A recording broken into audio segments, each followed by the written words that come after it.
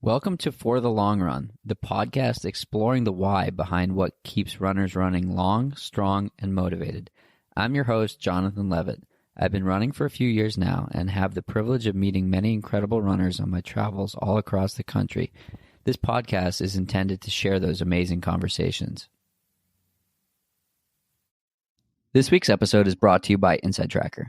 You're committed to being your best. You want more energy, better recovery, better sleep, longevity, and improved overall health. Maybe you've tried out a diet that you read about online and take a few supplements that you heard are important for runners. It's time to stop guessing and start improving.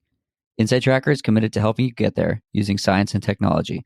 InsideTracker's cutting-edge algorithmic engine will analyze your blood, nutrition, and lifestyle and guide you to your goals with actionable and personalized recommendations. Take advantage of InsideTracker's best deal of the year with code CHEERSFORTHELONGRUN, that's all one word, for $200 off the Ultimate Plan from now until December 3rd, only at InsideTracker.com. Again, cheers for the long run for $200 off Ultimate from now until December 3rd. This week's podcast is with Keely Henninger. Keely is a trail runner living in Portland, Oregon, who runs for Nike Trail and works as a biomechanics researcher. In this episode, we talked about the journey and the ups and downs, as Keely experienced a pretty big injury in 2019 and then came back stronger with a refreshed and healthy perspective on training and life. We also talked about health and nutrition and the true definition of good health. This was a shorter episode as our coach David and his wife Megan and Addie showed up for a pre-North Face meetup, and hopefully we'll record another and longer episode in 2020. We packed a lot into this short one though, and I hope you enjoy. Welcome back. I am here in Mill Valley, California with Keely Henninger. Keely, thanks for joining today. Thanks for having me, Jonathan. Of course. Let's start off with a tough one. Who is Keely? Are you going to answer that or am I? You are. You are Keely, I think. Yeah, I guess this is always an awkward question for me, but I am Keely and I run trails in my free time, I guess, but it's not my main gig. And I have an adorable dog that most people know me for instead of for myself. Her name's Jade. And I also work in a research lab studying biomechanics and physiology. So my life is absorbed in like how to optimize the body and push it to new extremes. And I like to do that on my own through trail running. Nice. And what do you do in all your free time? I trail run a lot in my free time. So the pursuit of excellence and the pursuit of performance is sort of your passion and also what you do for work. Do you ever use yourself as a test subject for work, or is it mostly sort of what you're learning and then applying it to training? Yeah, I'd say I'm never my own test subject at work, but I've been test subjects for other studies, as well as you can apply a lot of things that you learn at work to your own life. So, yeah, I think it's really helpful working in this space and also being a competitive athlete because you see a lot of things that other people do or things that don't work that you know not to apply to your own training. For sure. So you were talking earlier about your entry into running and the fact that you're relatively new at it. So let's talk about how you got into it. So how did you find out you were good at it? Yeah, I guess it was just the first race I did went pretty well. But I didn't think I was very good at it. I don't think. I actually started running, doing a couple marathons, and then actually got asked to do a cross country race, and I ran the same pace as my marathon, and I hated every second of it. So I actually thought I was a pretty poor runner, and I didn't quite understand how to push myself past a certain level because I was so used to team sports, and like it's not the same at all in running. You're just out there by yourself. But I'd say, yeah, I guess I had some success after I started switching to trail and ultra, and really enjoyed it. And so with a little bit of push from some of my peers and people I looked up to, I decided to pursue it, but I don't think I really thought I was very good at it initially. And how long ago was that? That was in 2014 when I started, or 2013 when I first ran my first ultra. Cool. Yeah. And so tomorrow you'll be racing 50 miles and doing it rather quickly. So how did you get from that first marathon, and the marathon was the first race you did? So how did you get from that first marathon to going longer and faster and in mountains? Yeah, I think it's been quite the journey, but I think I just tend to gravitate towards trail racing and things that seem impossible to like the average person. And I think I just really like pushing your body to these extremes because the human body is like super capable. But yeah, I gravitated towards these crazy long endurance feats and then did a 50 mile my senior year of college in 2013.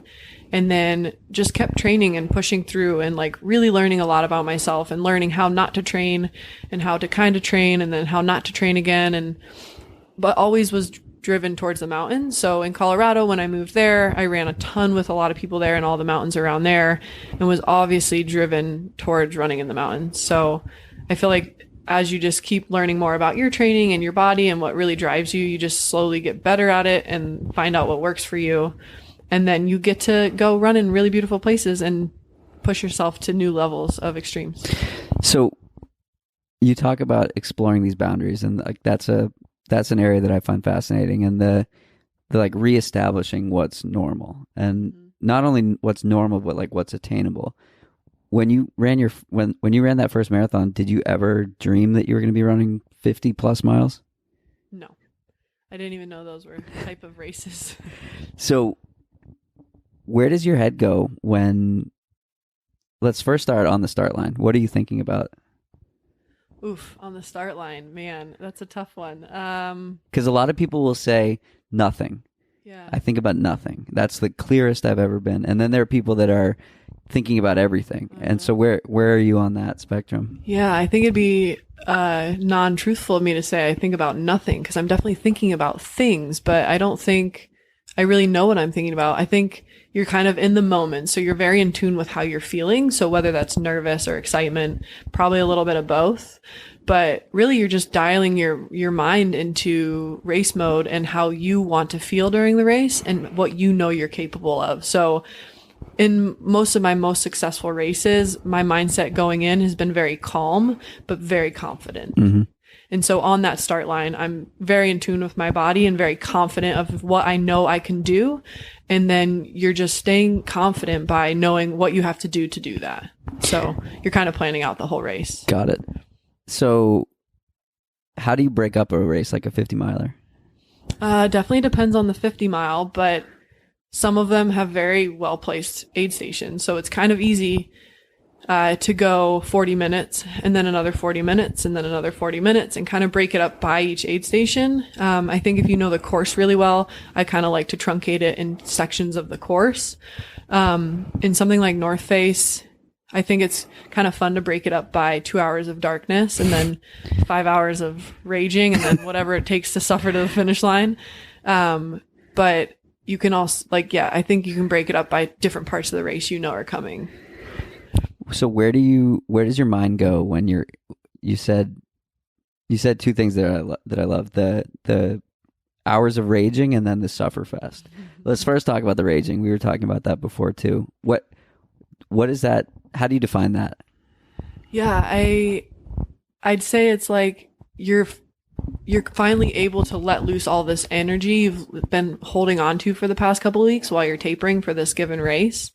And it doesn't necessarily have to be a race, but I'd say just anytime you're able to be doing what you love, surrounded by people that also love the same thing in a beautiful place, it's hard not to try to treat it like a rage. Like, you should be so grateful and so excited to be out there, and you're doing what you love. So if you just stay positive the whole time and really happy, I've found that that's when you can break through your own potential and reach different levels, because you're positive the entire time. And even when you come across something that really throws you or makes you go towards that negative hole for a little bit, you're able to come out of it because you have that positivity coming through already.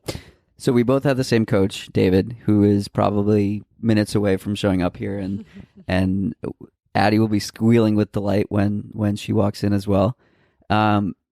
Is what you just shared, has that evolved over time? Have you always been like that? Has that been something you've learned through working with David? Yeah, I'd say I was not like this at all my first couple years of trying to be a competitive trail or ultra runner, because like I said, I never did running, so I didn't know how to push myself. So I would reach a point in a race where I'd get to this negative spot and I didn't know how to push through it. So I had early success, but it was never like not mentally blocked success, if that makes sense. I was never fully pushing through.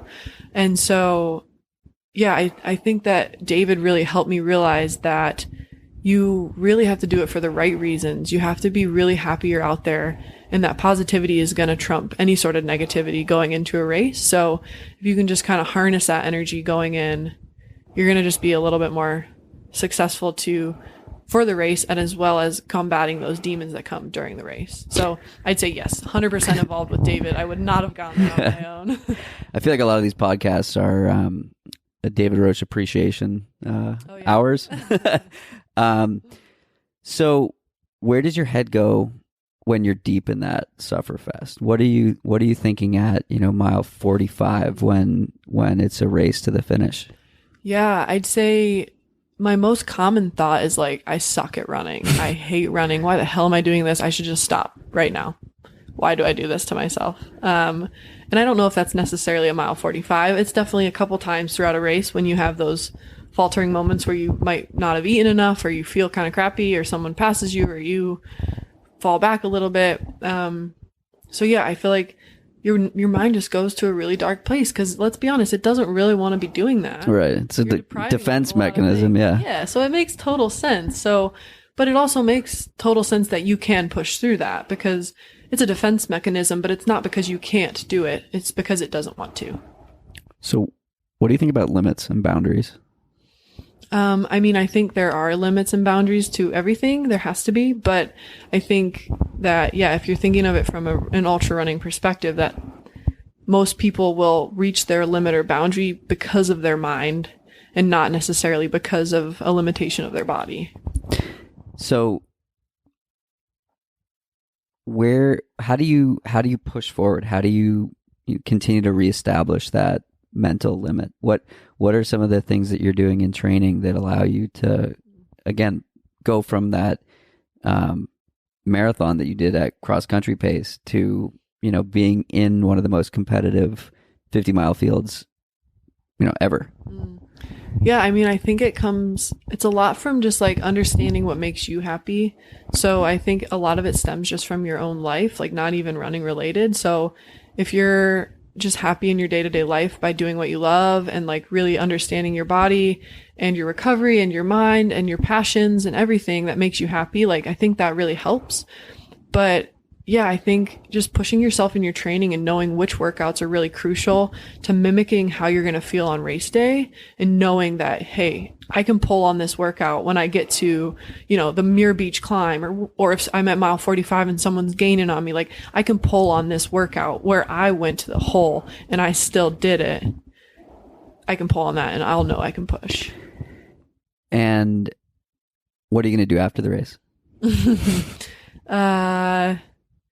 I have an ocean roll with me from Bend, Oregon. It's like my favorite dessert snack ever, so I'll probably eat that right away. Nice. And then I'll probably lay in the sun, because it looks like it's going to be a beautiful day. Amazing. Yeah. And then I'll snuggle with my dog. Nice.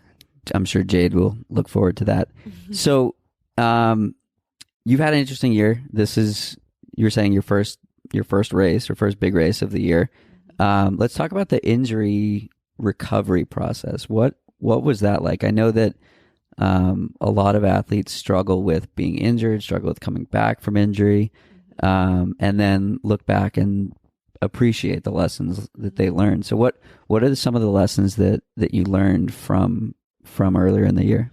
Yeah, so I think luckily for me, I was coming to terms with the injury before I was even injured.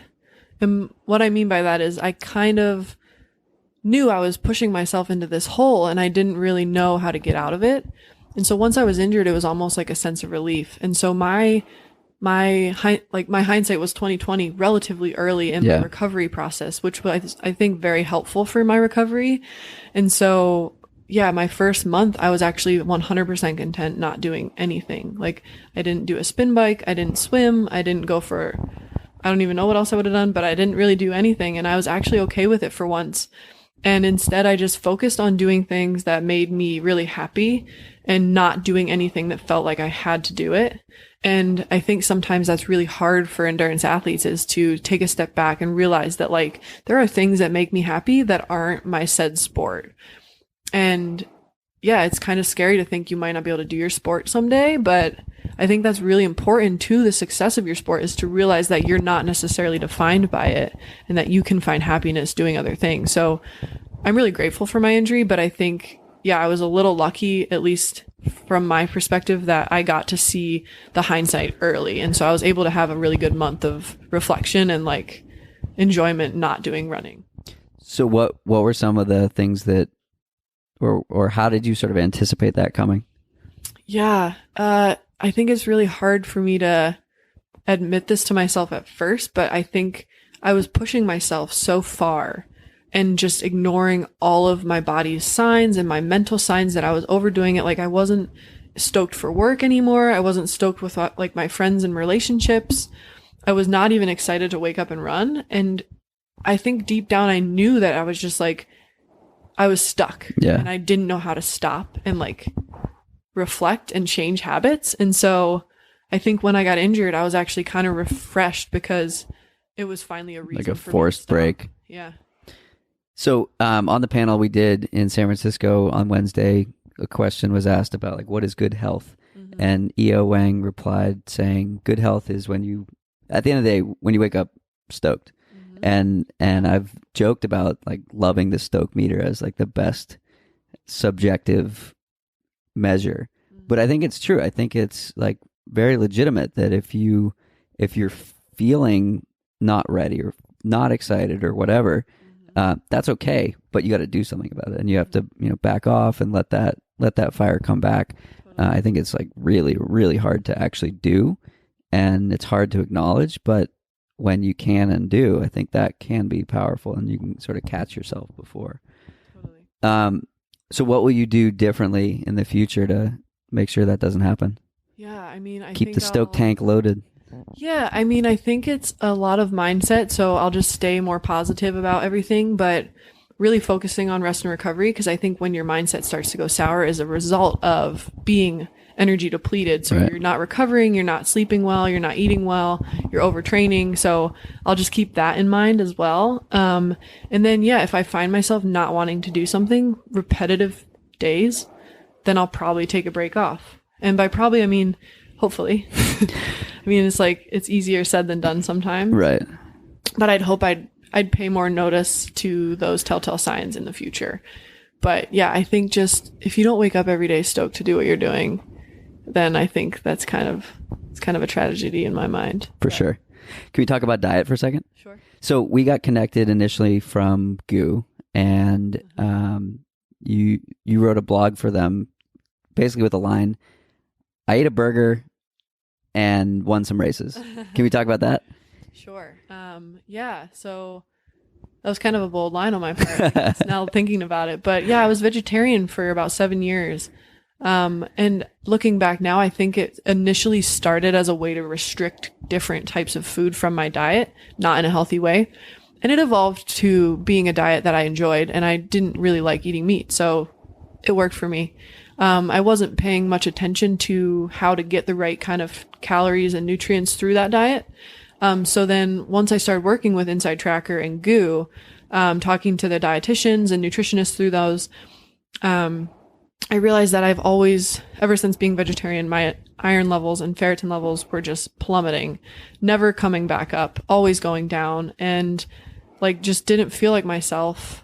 And so, yeah, we made some changes, but one of the bigger changes was I started eating meat, and my ferritin actually went up from like a 12 to a 30 in a month, which I think is pretty crazy. Pretty substantial, and, yeah. Yeah, I mean, it kind of felt like I was doping. Yeah. No, obviously I wasn't, but yeah, it was like really awesome to see that. But I think what I didn't go into detail in that blog was that I mean, I did, but not as much and not as bold of a statement, was that I changed the kind of food I was eating as well. So definitely cut down the processed foods, was focusing more on fats and protein. So my carbohydrate decreased significantly, but it was more just eating whole foods from the earth instead of anything processed that would spike that insulin response. And I think the combination of increasing my protein, fats, and then eating meat really helped my body process all of those nutrients and start building back up my iron levels and building back other levels and letting me reach a new potential that I didn't know was possible. And so Yeah, I think the meat was a good thing for me, but by no means do I preach this for other people because I think diets are super, super individualized. So it's like what works for me might not work for someone else. Exactly. I love the conversation we were having before around, just how polarizing diet can be. And people try and mimic what everyone else is doing. And that's the worst way to go about doing a diet, or, preaching your diet is the best. And hopefully I get some feedback from people listening to this on that statement. But I definitely agree. I think that, following somebody else's diet or what's working for somebody else is not successful, not sustainable, not a good idea. You're also a prolific rest day bragger. Let's talk about some of your favorite rest day brags. Oh man, one of my favorite rest day brags. I always have a burger every single week. So that's definitely one of my favorite rest day brags. But I take every single Monday off. And honestly, Mondays used to be crappy because, man, who likes Mondays? You're going back to work after a weekend. But Monday is one of my favorite days of the week now because, I chill. I maybe use some recovery boots. I eat extra calories that day. I maybe have an extra cup of coffee. I sleep a little longer, play with my dog more, take some snuggles. And don't stress about anything because in my mind, that Monday is a crucial training day and it's not meant to be filled with running. Right. Okay. So I now think about Mondays in the same way, but I used to be allergic to rest days. And I want to know, how did you get to that? How did you get to where you are today with that? Yeah. I think it took some coaching, obviously by David, but also just a little bit of swallowing my own pride, because in my mind, taking a rest day meant you were slacking and you weren't going to give it your all and you were missing out. Not realizing that if you never give yourself a rest day, your body's just not going to be able to perform at its best. So yeah, I think it took some maturity on my end because I think as a runner, we always want to run and that's what brings us the most joy. But I think a rest day is probably the most important day of the week. For sure. What do you wish you knew what do you wish you knew 5 years ago about running that you know now?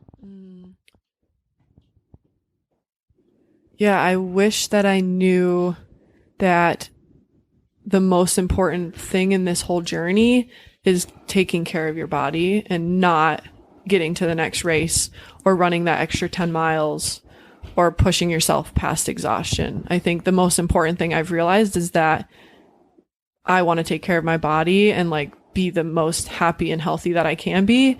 And that doesn't necessarily mean doing all of the crazy races and pushing myself in all of these very unhealthy ways that I was doing back then. Where do you want to go in the next 5 to 10 years? Whew, that's a loaded question. I would love to obviously continue to race. And I think as I get older in my career. I think we have an exciting intermission that we need to take right now. We'll be right back. That's it for today's episode. Like many long runs, it's sad when it has to end. I hope you join in next week on For the Long Run. And in the meantime, happy trails. If you've enjoyed this episode, it would mean a lot to me if you shared it so that others can find it and enjoy it too.